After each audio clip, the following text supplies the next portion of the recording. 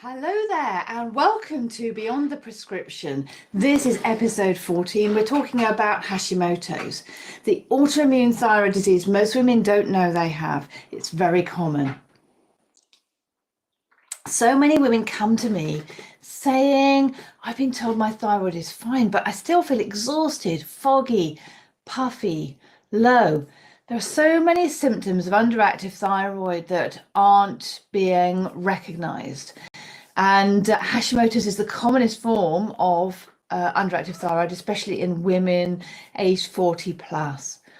So more often than not, when they've got those symptoms, even though they've been told their thyroid is fine, there is something deeper going on. Have you ever been told that your blood tests are normal, even when you feel anything but? Let me know in the comments. And tell me also what symptoms you're struggling with so that I can talk to you and sort of see what's going on. I once had a client that had seen 3 GPs, been offered antidepressants because the thyroid appeared to be normal, and even questioned her own sanity. Her TSH, which is the only test that they're allowed to do in the NHS, for example, was fine.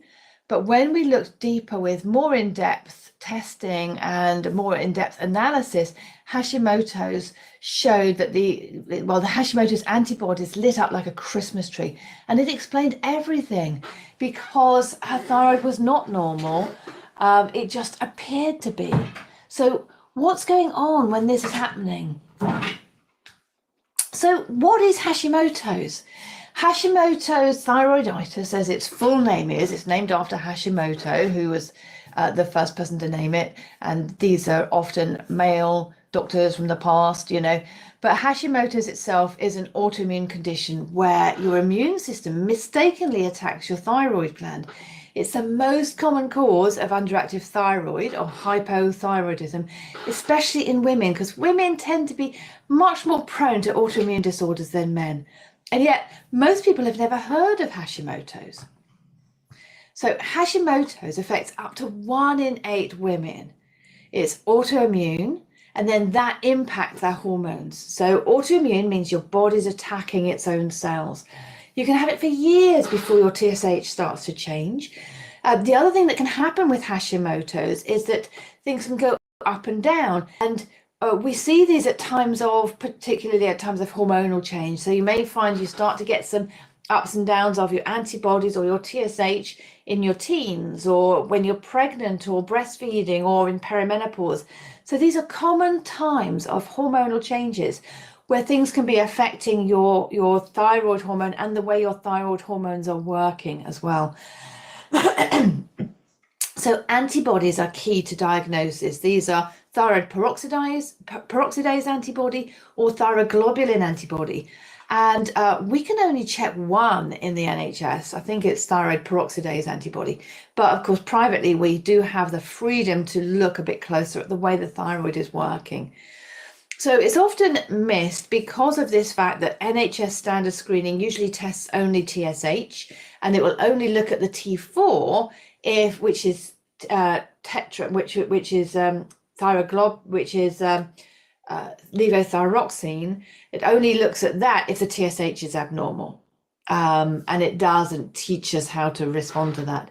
TSH may be normal even with high antibodies. So sometimes when I'm doing a locum and I check the thyroid antibodies because I'm feeling that there's something going on with the thyroid, the other doctors would never check the antibodies unless the TSH is wrong. And so they're sort of questioning why I'm doing it. But there are things we can do to help when this is happening. So symptoms of underactive thyroid are often dismissed as age or stress or low mood or depression. And, these things do interact. So our cortisol and stress management system and our sex hormones and our neurotransmitters in the brain that affect our mood, these all interact with thyroid hormones. So it's so complex. So did you know that TSH alone might not reveal thyroid autoimmunity or underactive thyroid or some thyroid symptoms that are going awry? And have you ever had a full thyroid panel? Really, this is something that you would only get through a functional medicine doctor such as myself, where you're actually looking at free T3 and free T4 and total T4 and TSH and 2 antibodies, plus also, if possible, the reverse T3. Even I'm finding it quite difficult to get reverse T3 done now, even though it's an obvious test to get in people who have chronic fatigue syndromes like the ones we see in the long COVID and chronic Lyme disease clinic. And but reverse T3 is difficult to get because you have to have it, I think it has to be centrifuged or frozen immediately. And if people are away from London, they can't go to the TDL lab and get it done there and then. So some of the signs and symptoms of Hashimoto's. Hashimoto's is a full body condition. It's not just a thyroid issue. And that's why so many women go undiagnosed, because it's not pointing at one particular area. So common symptoms that we experience as women, I have Hashimoto's, and that are often brushed off if you're not careful, if you're not looking a bit deeper, are fatigue that doesn't shift, and waking up in the morning really tired, even though you've actually got good sleep hygiene and you're going to bed on time. Brain fog, forgetfulness, not being able to think clearly, and not feeling that you're performing at your optimal at work. You know, you may have a career where you're making decisions quickly, you're reviewing results, you're liaising with clients, you're giving presentations, and you'll suddenly find you're forgetting things. You know, you're not just able to make it all work in the way you normally would. It may be depression or anxiety. So things meld together in a perfect storm. You may feel that you're anxious because you're tired, or you may just feel on edge the whole time, or you may just feel flat and lack momentum, feel unable to get up and go, not interested in your hobbies, finding it difficult to get on with stuff, tidy your house, do the housework, get on with a new project at work. You may find your hair is thinning or coming out a lot. You may find you've got dry skin or puffiness around the face or the fingers or the toes, the feet. You may find you've got ankle swelling, weight gain, any of these, cold intolerance. So you're feeling cold all the time. Other people are taking layers off and you're putting layers on. Irregular or heavy periods, constipation, joint pains, muscle stiffness, fertility issues or recurrent miscarriages. And there are many, many more signs of Hashimoto's and other forms of underactive thyroid. So many women are told it's perimenopause, but what if it's both? Now, my theory about perimenopause and why I'm passionate about perimenopause and hormone balance in women is because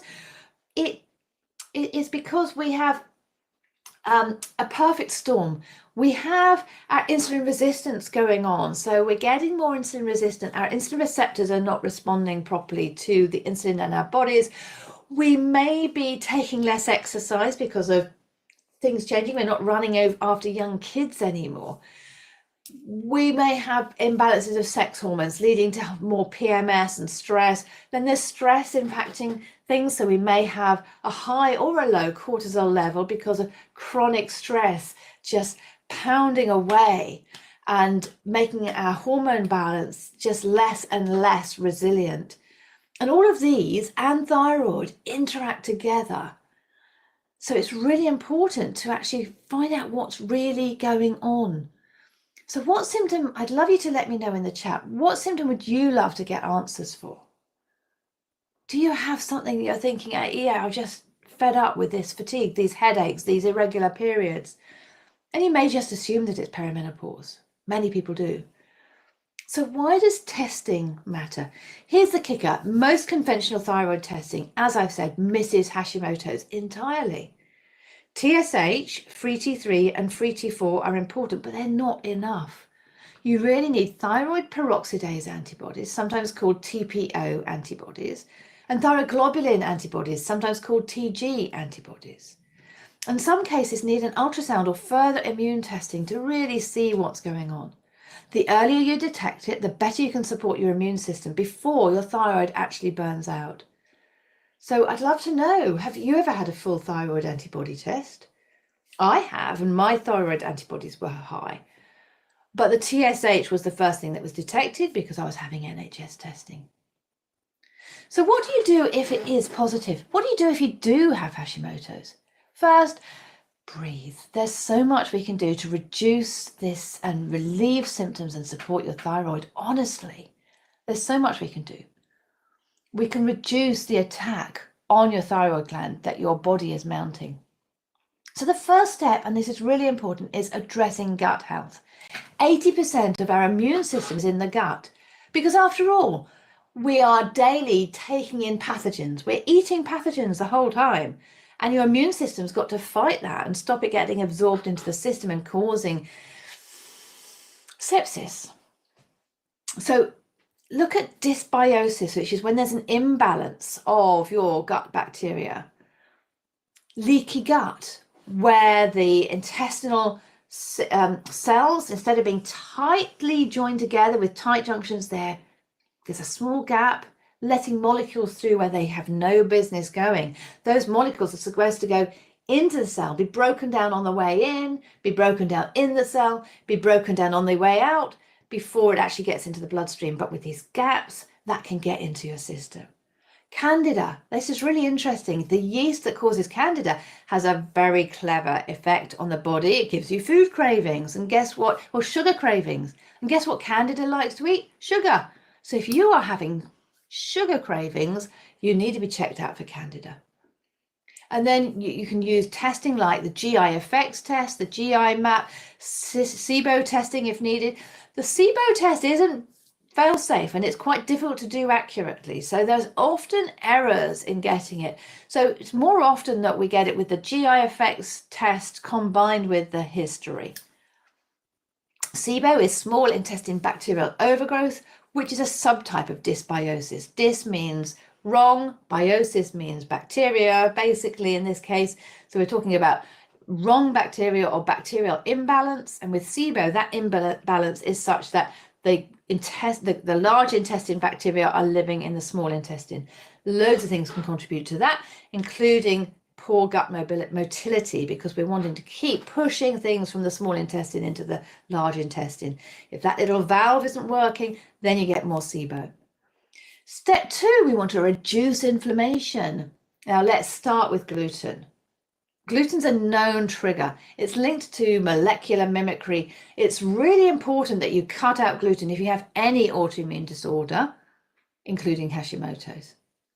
Dairy, sugar, processed foods, you need to cut these out as much as you can, because these are also triggers for causing inflammation in the gut, contributing to that leaky gut or intestinal permeability syndrome. You also need to add in omega-3s, antioxidants, and there are some other things you can add in, like glutamine, bone broth. These can all help reduce the inflammation in the gut. We want to support nutritional deficiencies. It's so common to have nutritional deficiencies that in Hashimoto's. You may have a deficiency of selenium or zinc, vitamin D, magnesium, B12, iron. Here's the kicker. Most of these can't be tested in blood. Virtually all of them can't be tested in the NHS in blood. And when you do test them in blood, they're often inaccurate, as in with the B12, for example. Supplements are often needed, but I do recommend you test, don't guess. Step 4, we need to rebalance the immune system. Stress reduction, non-negotiable. It's essential. You can start that right now. You need to use breath work. You need to pause before eating. You really need to be bringing this in. You need to use adaptogens to help rebalance the immune system, breath work, sound therapy. You need to focus on lowering the autoimmune load. And step 5, monitor and review regularly. Don't wait for a full thyroid failure to occur. Track your antibodies, your symptoms, and your hormone levels over time. Now, which of these steps feels the most urgent or doable for you right now? It's easy to go gluten-free. I've been gluten-free since 2016. Very easy to do. So if you've been struggling with symptoms but told everything looks normal, you're not crazy and you're not alone. Hashimoto's is manageable with the right testing, root cause strategies, and a practitioner who listens. You can feel like yourself again. This is exactly the kind of detective work and whole person care I offer in my private concierge mentorship. in my private clinic at Dr. Finley's private practice. If you're ready to find out what's really going on and feel supported every step of the way, just drop the word thyroid in the comments and send me a message, direct message me. So it's so exciting to have you join me today, and I'd love to see you next week when we'll be talking about another thyroid issue. I'll just have a quick sneaky look and see which one it is. Series 2.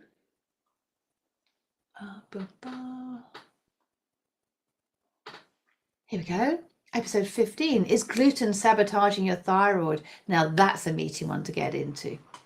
Okay. Bye-bye, everybody. Have a fantastic day.